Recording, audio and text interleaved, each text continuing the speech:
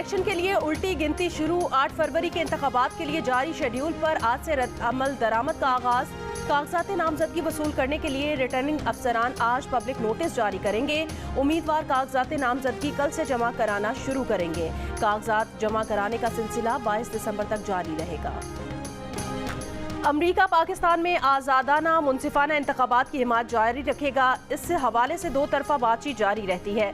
तर्जुमान अमरीकी महकमा खारजा Matthew Miller की प्रेस ब्रीफिंग। कहा, पाकिस्तान में किसी सियासी जमातों पर कोई पोजीशन नहीं लेते। पाकिस्तानी अवाम के मुंतखब रहनुमाओं के साथ बातचीत करते हैं।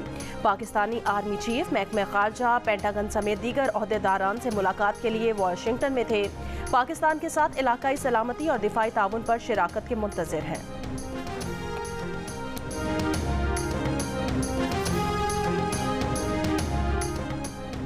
शफाफ इंतखाबात के लिए निगरान वफाकी वज़रा को हटाने की दरखास्त पर इलेक्शन कमीशन में समाअत आज होगी। इलेक्शन कमीशन ने निगरान वज़ीर आज़म अनवारुल हक काकड़ को नोटिस जारी कर रखा है। निगरान वज़ीर फवाद हसन फवाद, मुशीर अहद चीमा को भी नोटिस जारी किए गए हैं। दरखास्त गुजार ने मुबैना जानिबदार वज़रा को निगरान काबीना से हटाने की इस्तदा कर रखी है।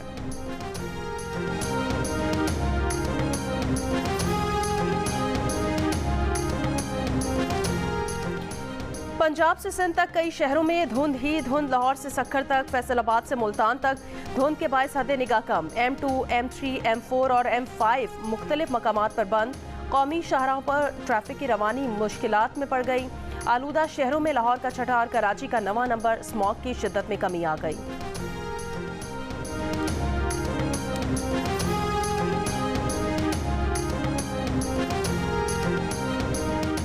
गजा से गिरफ्तार किए जाने वाले मुतादिद फ़लस्तीनी इसराइल के बदतरीन तशद्दुद से शहीद हो गए। इसराइली अखबार का कहना है सैकड़ों फ़लस्तीनी गजा से गिरफ्तार किए गए थे।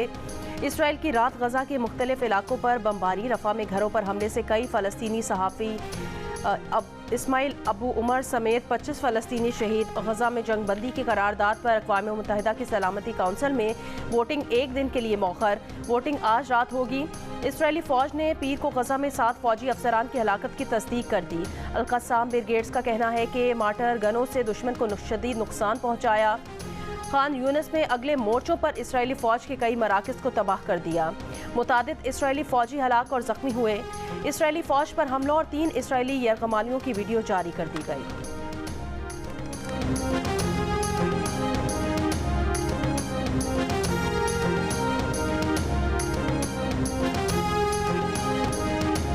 अमरीका ने यमनी हूसियों के हमलों के खिलाफ 10 मुल्की इत्तेहाद का ऐलान कर दिया। अमरीका, बरतानिया और कनाडा के अलावा दीगर ममालिक में France, Italy, Spain, Norway, Netherlands, Bahrain और सीशेल्स शामिल। अमरीकी वज़ीर दिफा ने खबरदार किया कि ईरान हूसियों की मदद बंद कर दे। सऊदी वज़ीर ख़ारजा से टेलीफोनिक गुफ्तगू में अमरीकी वज़ीर ख़ारजा एंटनी ब्लिंकन की हूसियों के हमले की मजम्मत। मैरीटाइम सिक्योरिटी के लिए इत्तेहादियों के ताउन पर जोर। यमन के हूसियों का कहना है कि ऐसे किसी इत्तेहाद का मुकाबला करेंगे। बुहराए अहमर में मज़ीद 2 जहाज़ों पर हमले। डेनमार्क, जर्मन और फ्रांसीसी कंपनीज के बाद बरतानवी, नॉर्वेजन और ताइवानी कंपनीज ने भी बुहराए अहमर के रास्ते तेल बरदार जहाज़ों की आमदोरफ्त मुअत्तल कर दी। गजा पर इसराइली हमलों के जवाब में हूसियों ने ऐलान किया था कि इसराइल जाने वाला कोई भी जहाज़ उनका हदफ होगा।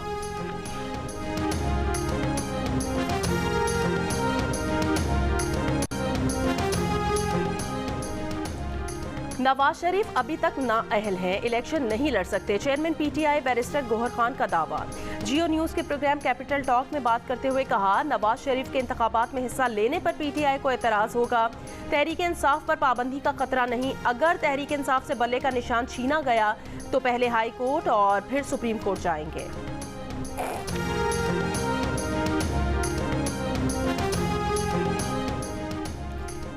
कराची में दहशतगर्दी नून लीग ने ख़त्म की, अमन नून लीग ने कायम किया। वोट की बारी आई तो कहीं और चला गया। नून लीग के कायद नवाज शरीफ ने सवाल उठा दिया। पार्लिमानी बोर्ड के इजलास के बाद खिताब में कहा, चित्राल में अरबों रुपए की टनल नून लीग ने बनाई और वोट किसी और को पड़ गया। कराची और चित्राल वालों से सवाल करेंगे। कहा, किसी को पूछना चाहिए था। सुबह का वजीर आजम शाम को हाईजैकर कैसे बन गया। उन्हें हटाने का मकसद एक सिलेक्टेड को लाना था।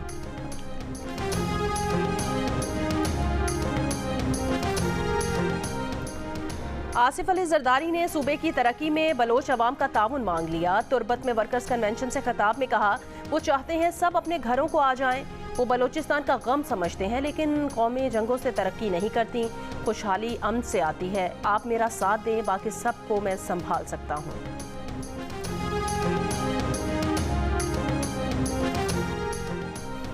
बानी पीटीआई और फवाद चौधरी के खिलाफ तौहीन इलेक्शन कमीशन केस की समाअत आज होगी। इलेक्शन कमीशन का 4 रुकनी बेंच अडियाला जेल में समाअत करेगा। बानी पीटीआई और फवाद चौधरी के खिलाफ फर्दे जुर्म की कार्रवाई का इम्कान। बानी पीटीआई के वकील शुएब शाहीन की अदम मौजूदगी पर गुज़श्ता समाअत पर फर्दे जुर्म आयद नहीं हुई थी।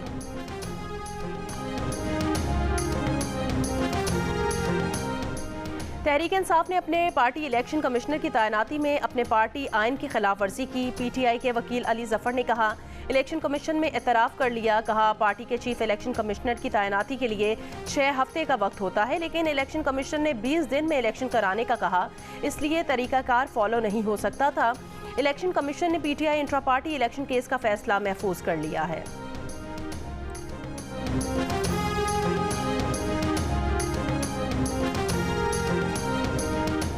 पीटीआई रहनुमा शेर अफजल मरवत कोट लखपत जेल से रिहा। लाहौर हाई कोर्ट ने शेर अफजल को रिहा करने का हुक्म दिया था। शेर अफजल मरवत को 16 एमपीओ के तहत नजरबंद किया गया था। लाहौर शहर में तजावुजात के खिलाफ ऑपरेशन कल 20 दिसंबर से शुरू होगा। डीसी राफिया हैदर ने कहा कि वजीर आला पंजाब की हिदायत पर तजावुजात के खिलाफ ऑपरेशन की डेडलाइन में 24 घंटे की तौसी की गई है। तजावुजात के खिलाफ जीरो टॉलरेंस पॉलिसी पर अमल किया जाएगा।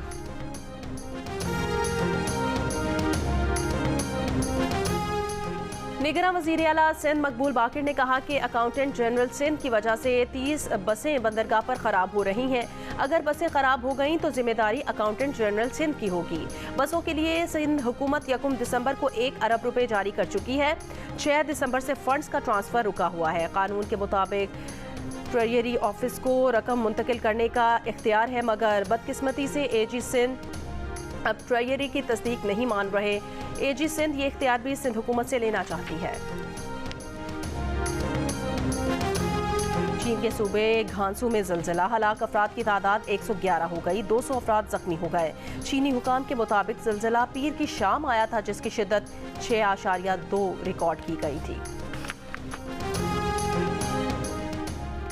इसराइल गजा में भूख को बतौर जंगी हथियार इस्तेमाल कर रहा है। इसराइल फ़लस्तीन के Human Rights Watch director Umar Shakir ने कहा कि इसराइल गजा के लोगों को खुराक और पानी से महरूम कर रहा है। इसराइली हुकाम जानबूझकर इंसानी इमदाद में रुकावट डाल रहे हैं। इसराइली फौज जानबूझकर ज़राई इलाके खराब कर रही है।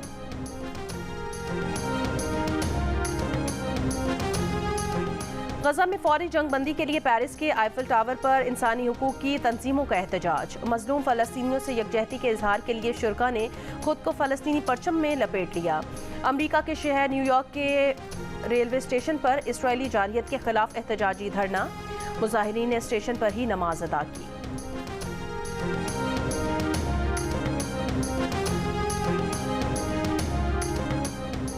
अफगानिस्तान में तालिबान हुकूमत के तर्जुमान ज़बीउल्लाह मुजाहिद ने कहा, मौलाना फजलुर रहमान को अफगानिस्तान आने की सरकारी दावत दी गई है। मौलाना फजलुर रहमान पाकिस्तानी अवाम को बताएं, हम कभी नहीं चाहते पाकिस्तान में बेअमनी हो, कभी नहीं चाहते पाकिस्तान से ताल्लुकात ख़राब हों या पाकिस्तान के खिलाफ कोई इक़दाम किया जाए।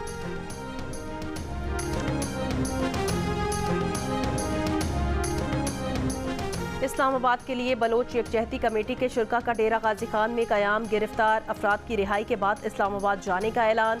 लॉन्ग मार्च के शुरा में तुर्बत में मुबैना मुकाबले में हलाक होने वाले नौजवान के अहले खाना और लापता अफराद के लवाहिकीन शामिल हैं। मुजाहिरीन मुबैना CTD मुकाबले की अदालती तहकीकात का मुतालबा कर रहे हैं। इस्लामाबाद रवानगी से पहले मुजाहिरीन ने 5 दिन कोयटा में भी धरना दे दिया था।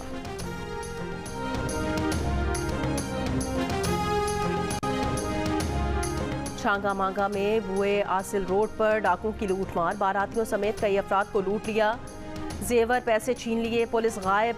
मुतासिर अफराद ने सड़क ब्लॉक करके एहतजाज किया तो पुलिस पहुंची।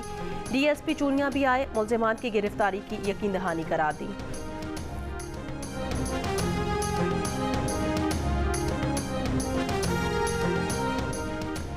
मकतूल सहाफ़ी जान मोहम्मद महर के कातिलों की गिरफ्तारी के लिए शाबेलों में कार्रवाई। मरकजी मुलजिम शेरू महर का भतीजा इस्माइल महर साथी समेत गिरफ्तार।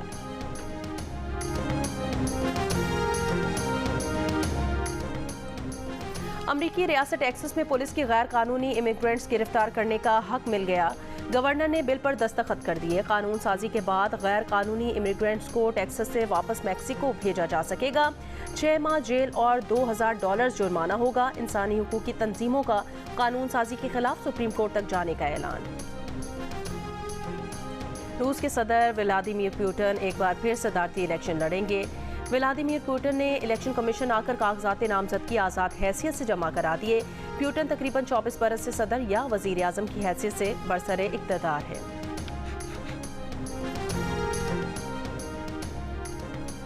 अब्दुल फतेह अल सीसी तीसरी बार मिस्र के सदर मुंतखब हो गए। कहा, मिस्र को दरपेश मसाइल और चैलेंजेस का बखूबी अंदाजा है।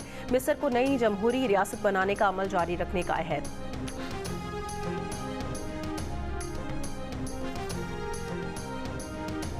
भारत सरकार ने लोकसभा में सिक्योरिटी का सवाल उठाने पर अपोजिशन के 79 अरकान मुअत्तल कर दिया। अपोजिशन के 39 अरकान को लोकसभा और 45 को राज्यसभा से मुअत्तल किया गया।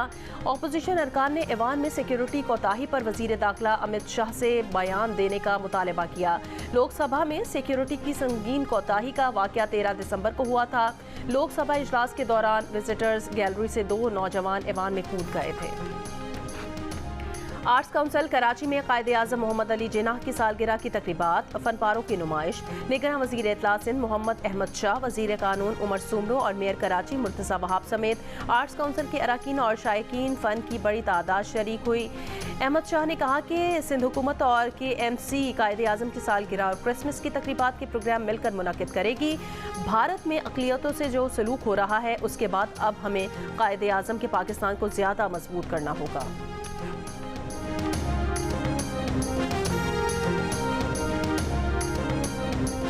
पर्थ टेस्ट में पाकिस्तान टीम को दोहरा नुकसान। ऑस्ट्रेलिया से 360 रन की शिकस्त। अपनी जगह स्लो ओवर रेट पर 10% जुर्माना और टेस्ट चैंपियन के 2 पॉइंट्स भी कम कर दिए गए। पाकिस्तान ने ऑस्ट्रेलिया के खिलाफ मुकर्ररा वक्त में 2 ओवर्स कम करवाए थे।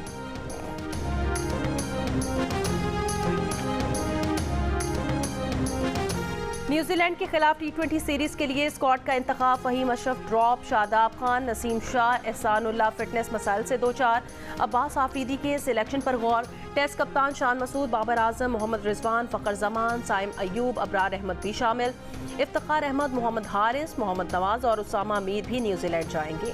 Fast bowler Haris Rauf, Mohammad Wasim junior, Zaman Khan team का हिस्सा होंगे। पहली बार कप्तानी शाहीन शाह आफरीदी करेंगे। चीफ सिलेक्टर वहाब रियाज आज टीम का ऐलान करेंगे। 5 मैचों की T20 सीरीज 12 जनवरी से शुरू होगी।